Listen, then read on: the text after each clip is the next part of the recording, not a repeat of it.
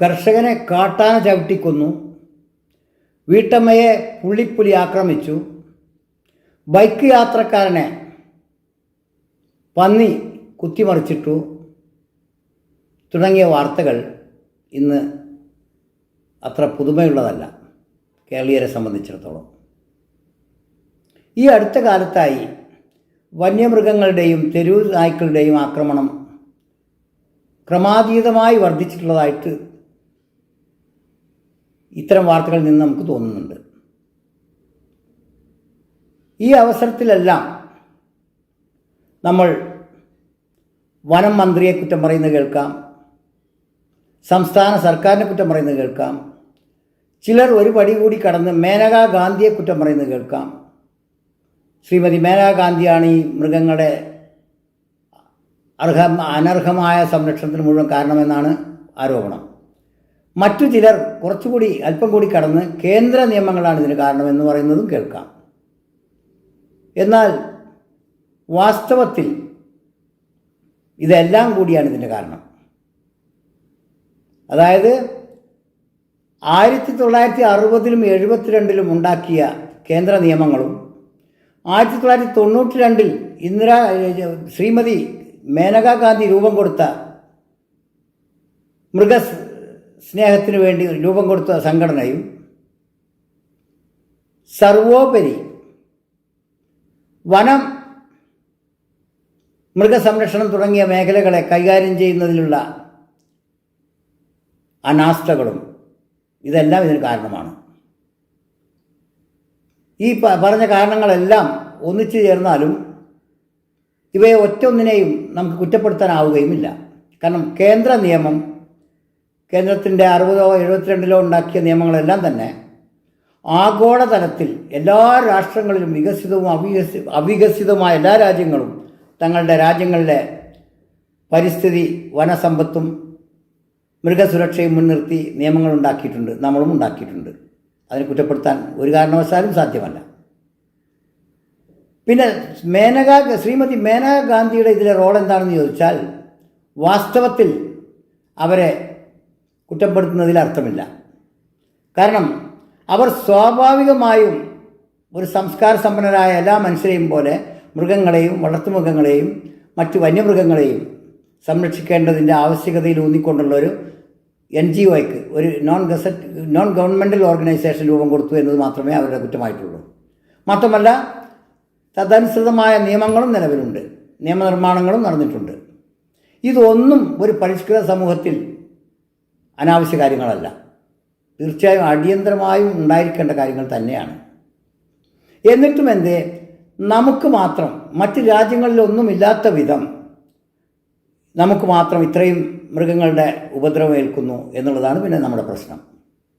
മറ്റ് രാജ്യങ്ങൾക്കും നമ്മൾക്കും തമ്മിലുള്ള ചില വ്യത്യാസങ്ങളെക്കുറിച്ച് ചർച്ച ചെയ്യാതെ ആ വിശകലനം ശരിയായിരിക്കുമെന്ന് തോന്നുന്നില്ല.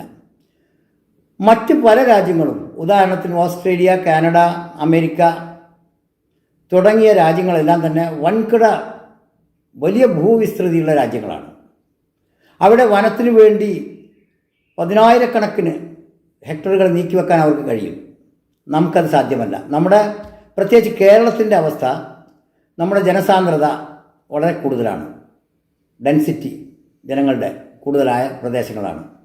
എന്നാൽ രാജ്യത്തെ ഏറ്റവും പ്രധാനമായ സഹ്യപർവ്വത നിര നമ്മുടെ നാട്ടിലാണെന്നുള്ളത് വേറൊരു നമ്മുടെ നന്മയുമാണ്. ഈ അവസ്ഥയിൽ മൃഗങ്ങളുടെയും വനത്തിൻ്റെയും സംരക്ഷണം നോക്കുന്നതോടൊപ്പം നമ്മുടെ ജനങ്ങളുടെ അതിജീവനവും അതിപ്രാധാന്യമർഹിക്കുന്ന വസ്തുതയാണ് എന്ന് കാണാം. അപ്പോൾ ഇനി നമ്മുടെ നാട്ടിൽ ഈയിടെയായി കാട്ടാനകളുടെ ശല്യം കൂടാൻ കാരണം അവ പെറ്റുപെരുകി ക്രമാതീതമായി വർദ്ധിച്ചിരിക്കുന്നു എന്നാണ് ഒരാരോപണം. ശരിയായിരിക്കാം. അങ്ങനെയെങ്കിൽ മറ്റ് രാജ്യങ്ങൾ ഇത്തരം പെറ്റുപെരുകലിനെ എങ്ങനെയാണ് നിയന്ത്രിക്കുന്നത് എന്ന് നമ്മൾ പരിശോധിക്കേണ്ടിയിരിക്കുന്നു. മിക്ക രാജ്യങ്ങളും, ഉദാഹരണത്തിന് ഓസ്ട്രേലിയയുടെ ദേശീയ മൃഗമാണ് കങ്കാരു. എന്നിരിക്കലും അവയുടെ വളർച്ചയിൽ നിയന്ത്രണം, അവരുടെ വംശവർദ്ധനവിൽ വലിയ തോതിൽ ഇടപെടുന്നുണ്ട് അവിടുത്തെ സർക്കാരുകൾ. അവ ക്രമാതീതമായി വർദ്ധിക്കുമ്പോഴൊക്കെയും അവയെ കൊന്ന് അവയുടെ മാംസവും തോലും ഉപയോഗപ്പെടുത്തുകയാണ് അവരുടെ പതിവ്. അതല്ലാതെ അവരെ പൂർണ്ണമായും അവയെ വേട്ടയാടിക്കൂടാ എന്ന നിയമമൊന്നും അവിടെ ഇല്ല. അതേ സമയത്ത് വംശനാശം സംഭവിച്ചുകൊണ്ടിരിക്കുന്ന ചില അപൂർവ ജീവികളുടെ കാര്യത്തിൽ കർശനമായ വേട്ടയാടൽ നിയമങ്ങൾ അവിടെയുണ്ട്, നിലവിലുണ്ട് താനും. അതായത് വംശവർദ്ധനവ് ക്രമാതീതമായി അധികമാവുമ്പോൾ അവയെ കൊന്നൊടുക്കാനും വംശം നാശം സംഭവിച്ചുകൊണ്ടിരിക്കുന്നതിനെ നിലനിർത്താനുമുള്ള ബാലൻസിങ് അവരുടെ മൃഗസംരക്ഷണ നിയമങ്ങളിലുണ്ട് എന്നർത്ഥം. അവ കാര്യക്ഷമമായി പ്രാവർത്തികമാക്കുന്നുമുണ്ട് ആ രാജ്യങ്ങൾ. അതാണ് അവിടെ ഇതുപോലെയുള്ള സംഘർഷങ്ങൾ മൃഗങ്ങൾക്കും മനുഷ്യർക്കുമിടയിൽ രൂപപ്പെടാത്തതിൻ്റെ ഒന്നാമത്തെ കാരണം. രണ്ടാമത് കാര്യക്ഷമത തന്നെയാണ് ഒന്നും രണ്ടും കാരണങ്ങൾ എന്ന് പറയാം. നമ്മുടെ രാജ്യത്ത് നിയമങ്ങളെ നമുക്ക് കുറ്റപ്പെടുത്താനാവില്ല. നിയമങ്ങൾ അനിവാര്യമാണ്. മൃഗങ്ങളെ സംരക്ഷിക്കാൻ തീർച്ചയായും നിയമങ്ങൾ വേണം. മനുഷ്യർക്ക് അവരുടെ അധിവാസം വനമേഖലകൾക്ക് പരിസരത്ത് പാടില്ല എന്ന് വെക്കാൻ നമുക്ക് തീർത്തുമാവില്ല. കാരണം നമ്മുടെ ജനവാസ കേന്ദ്രങ്ങൾ മിക്കതും വനസാമീപ്യങ്ങളുള്ളവയാണ്. അവിടെ നിന്ന് അവർ കുടിയൊഴിച്ച് മറ്റെവിടേക്കെങ്കിലും പോവുക എന്നുള്ളത് ഒട്ടും തന്നെ ചിന്തനീയമല്ല. എന്നിരിക്കെ നമുക്ക് ചെയ്യാനുള്ളത് മറ്റ് രാജ്യങ്ങൾ കൊന്നൊടുക്കലിനും മറ്റ് നിയന്ത്രണങ്ങൾക്കും പുറമെ അവർ ചെയ്യുന്ന കാര്യങ്ങൾ ഒന്നാണ് നമ്മൾ തന്നെ പറഞ്ഞു കേൾക്കാറുള്ളത് ഫെൻസിങ്. അതായത് മൃഗങ്ങൾക്കും മനുഷ്യർക്കും ഇടയിൽ വേലി കെട്ടുക, കൃത്യമായ വേർതിരിവുണ്ടാക്കുക. അത് കാര്യക്ഷമമായി പരിശോധിക്കപ്പെട്ടുകൊണ്ടിരിക്കുക, മോണിറ്റർ ചെയ്തുകൊണ്ടിരിക്കുക. മാത്രമല്ല വനാന്തരങ്ങളിലെ മൃഗങ്ങളുടെ അമിതമായ വർധനവ് അപ്പോൾ മോണിറ്റർ ചെയ്ത് അവയെ നിയന്ത്രിക്കാനുള്ള ഏർപ്പാടുകൾ കർശനമായി പാലിക്കുക. ഇത്രയും പാലിച്ചാൽ തന്നെ ഒരു പരിധി വരെ നമുക്ക് വന്യമൃഗങ്ങളുടെ ഉപദ്രവത്തിൽ നിന്ന് ഉപദ്രവം കുറച്ചു കൊണ്ടുവരാനാവും. നമ്മൾ മൃഗങ്ങളുടെ ഏരിയകളിൽ കയറി വീട് കെട്ടി താമസിക്കുന്നു എന്നൊരു ആരോപണം പറയുന്നത് ഒറ്റയടിക്ക് കേൾക്കാൻ രസമുണ്ടെന്ന് തോന്നുമെങ്കിലും അംഗീകരിക്കാൻ പറ്റാത്ത കാര്യമാണത്. കാരണം വനമേഖലകളിൽ നമ്മുടെ അതിജീവനത്തിനായി നമ്മൾ കയറിക്കൂടിയിട്ടുള്ളത് വെറുതെ അല്ല. അവിടെയുള്ള നമ്മുടെ കൃഷികളുണ്ട്, കാർഷിക വിളകളുണ്ട്, മറ്റു പല കാര്യങ്ങളുമുണ്ട്. പക്ഷേ നിഗൂഢ വനങ്ങളിലേക്ക്, റിസർവ് വനങ്ങളിലേക്ക് അത് വ്യാപിച്ചുകൂടാ എന്നേ നമുക്ക് നിർബന്ധിക്കാനാവൂ. വനത്തിൻ്റെ സാമീപ്യ പ്രദേശങ്ങളിൽ മനുഷ്യർ അധിവസിക്കാനേ പാടില്ല എന്ന് നിയന്ത്രിക്കാൻ തക്ക രീതിയിൽ ഭൂവിസ്തൃതി നമുക്കില്ലാത്തതാണ് ഒന്നാമത്തെ കാരണം. അത് ഒരു പക്ഷേ കാനഡക്കാർക്ക് സാധിക്കും, അമേരിക്കക്കാർക്ക് സാധിച്ചെന്ന് വരും. നമുക്ക് കഴിയില്ല. നമ്മുടെ ഭൂവിസ്തൃതിയും ജനസാന്ദ്രതയും അതിന് അനുയോജ്യമല്ല എന്ന് തന്നെ കാരണം. രണ്ടാമത് മൃഗങ്ങളുടെ കാര്യത്തിൽ കൃത്യമായ അവയുടെ നീക്കങ്ങളും അവയുടെ വർധനവും മോണിറ്റർ ചെയ്യാനുള്ള സംവിധാനങ്ങൾ ഇല്ലെങ്കിൽ ഉണ്ടാക്കുക, ഉണ്ടെങ്കിൽ അവ കാര്യക്ഷമമായി പ്രവർത്തന നിരതമാക്കുക. മാത്രമല്ല മൃഗങ്ങൾക്കും മനുഷ്യർക്കുമിടയിൽ കൃത്യമായ വേർതിരിവുകൾ ഉണ്ടാക്കുക. രാത്രി വനപാതകളിൽ ഇരുവശത്തും മൃഗങ്ങൾക്ക് കടന്നു വരാനുള്ള കോറിഡോറുകൾ അണ്ടർപാസിലൂടെയോ ബൈപ്പാസിലൂടെയോ ഉണ്ടാക്കുകയോ മറ്റ് നിയന്ത്രണങ്ങൾ കൊണ്ടുവരികയോ ചെയ്തേണ്ടത് അത്യന്താപേക്ഷിതമാണ്. നമ്മളിപ്പോൾ ഒറ്റയടിക്ക് വനപാതകളിലെ സഞ്ചാരം നിരോധിക്കുകയാണ് നമ്മുടെ രീതി. അത് നമ്മുടെ വാണിജ്യ വ്യവസായ ജീവിത മേഖലയാകെ തകിടം മറിക്കുന്ന ഒരു ഏർപ്പാടാണെന്ന് കാണാം. അതുകൊണ്ട് വനാന്തരങ്ങളിലൂടെ കടന്നു പോകുന്ന റോഡുകൾ പാശ്ചാത്യ വികസിത രാജ്യങ്ങളിലേതുപോലെ മൃഗങ്ങൾക്ക് വേണ്ടി കടന്നു പോകാനും ക്രോസ് ചെയ്യാനുള്ള ഏർപ്പാടുകൾ എന്താണെന്ന് വെച്ചാൽ അത് ചെയ്യുക. അതിനു പുറമെ മറ്റു ഭാഗങ്ങളിൽ വേലി കെട്ടിത്തിരിക്കുകയും ചെയ്യുക. ഇതല്ലാതെ യാത്ര നിരോധിക്കുക എന്നതോ ജീവിതം അവിടെ നിന്ന് മനുഷ്യരെ അവിടെ നിന്ന് മാറ്റിപ്പാർപ്പിക്കുക എന്നതോ നമ്മുടെ കേരളത്തെ പോലെ ഒരു സംസ്ഥാനത്തിൽ ചിന്തിക്കാൻ പോലും സാധ്യമാകാത്ത കാര്യങ്ങളാണ്. വനത്തെക്കുറിച്ചും വന്യമൃഗങ്ങളെക്കുറിച്ചും പരിസ്ഥിതി സന്തുലനത്തെക്കുറിച്ചും ബയോഡൈവേഴ്സിറ്റി ജീവി വൈവിധ്യങ്ങളെക്കുറിച്ചും കുറെ കൂടി യുക്തിപരമായും ശാസ്ത്രീയമായും ചിന്തിക്കാൻ നമ്മൾ ബാധ്യസ്ഥരാണ്. ഇത് മൃഗങ്ങളുടെ കാര്യത്തിൽ നമ്മൾ വന നിയമങ്ങളെ, വനപാലകരെ, മന്ത്രിമാരെ, സംസ്ഥാനങ്ങളെ, കേന്ദ്രങ്ങളെ, മേനകാ ഗാന്ധിമാരെ കുറ്റം പറഞ്ഞ് രക്ഷപ്പെടുക എന്നുള്ളത് വെറുമൊരു അതൊരു കാപട്യമാണെന്നേ പറയാനാവൂ. ഫലപ്രദമായ നിയമങ്ങൾ ഉണ്ടായിരിക്കുകയും അവ ഫലപ്രദമായ രീതിയിൽ നടപ്പിലാക്കപ്പെടുകയും ചെയ്താൽ നമ്മുടെ ഇന്നത്തെ പ്രശ്നങ്ങളിൽ 99% ഇല്ലാതായിത്തീരുമെന്നുള്ളതാണ് വാസ്തവം. അതുകൊണ്ട് ആ വഴിക്ക് ചിന്തിക്കുക. ഇനി തെരുവ് നായ്ക്കളുടെ കാര്യത്തിൽ വരുമ്പോൾ വീണ്ടും നമ്മൾ കുറ്റം പറയാൻ തുടങ്ങും. ഒന്നാമത്തെ തിയറി, ഒരു കോൺസ്പിറസി തിയറി ഉണ്ട്. വാക്സിൻ കമ്പനികൾ ഗൂഢാലോചന നടത്തുന്നതിൻ്റെ പേരിലാണ് തെരുവ് പട്ടികളെ കൊല്ലാനാവാത്തത് എന്നൊരു വാദമുണ്ട് നമുക്കിടയിൽ. അത് അത്ര അടിസ്ഥാനമുള്ള എന്തെങ്കിലും വാദമാണെന്ന് തോന്നുന്നില്ലെങ്കിലും ഉണ്ടായിക്കൊടുന്നുമില്ല. വീണ്ടും നമ്മൾ ശ്രീമതി മേനകാ ഗാന്ധിയുടെ മേക്കെട്ട് കയറാൻ നോക്കും പട്ടികളെ കൊല്ലാൻ കഴിയാത്തതിൻ്റെ പേരിൽ. പക്ഷേ യഥാർത്ഥത്തിൽ നമ്മളൊന്ന് ആലോചിച്ച് നോക്കിയാൽ ഒരു തെരുവ് പട്ടിയെയും നമുക്ക് ക്രൂരമായി ആവുകയില്ല.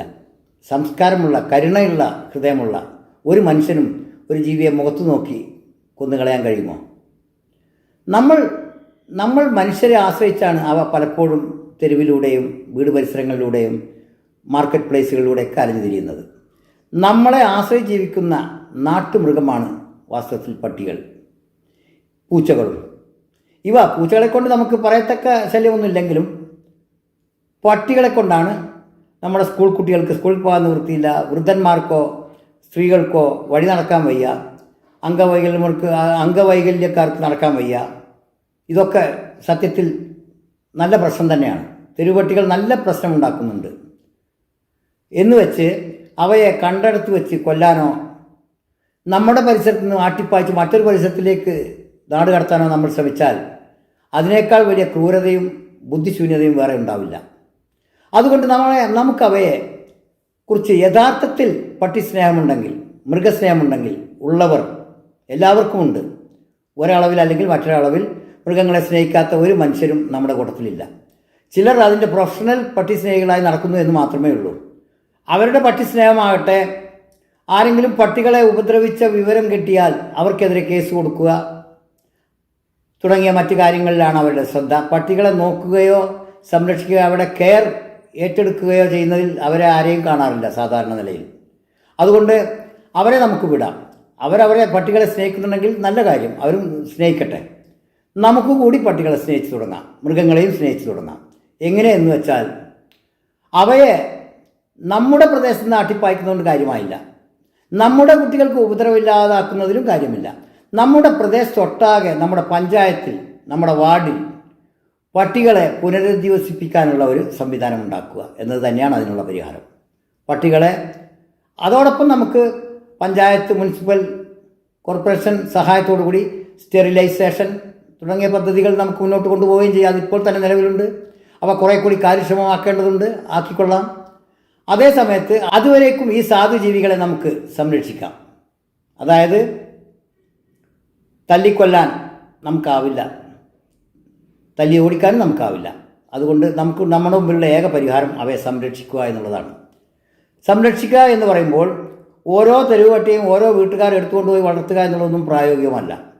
പഞ്ചായത്തിൻ്റെ ചുമതലയിൽ, പഞ്ചായത്തിൻ്റെ പൊതുസ്ഥലങ്ങൾ പുറമ്പോക്കായി കിടക്കുന്ന ഏതെങ്കിലും സ്ഥലങ്ങളില്ലാത്ത ഒരു പഞ്ചായത്തും കേരളത്തിലുണ്ടെന്ന് തോന്നുന്നില്ല. എല്ലാ വാർഡിലും അത്തരം സ്ഥലങ്ങളിൽ പഞ്ചായത്ത് സ്ഥലം നൽകുക, നാട്ടുകാർ, വളണ്ടിയർമാർ, സ്പോൺസർമാർ അവിടെ ഒരു പട്ടിക്കൂട് നിർമ്മിക്കുക. ആ വാർഡിലെ ഓരോ വാർഡിലെയും പട്ടികളെ തിരഞ്ഞു പിടിച്ച് അവിടെ കൊണ്ടുപോയി ചെന്നാക്കുക.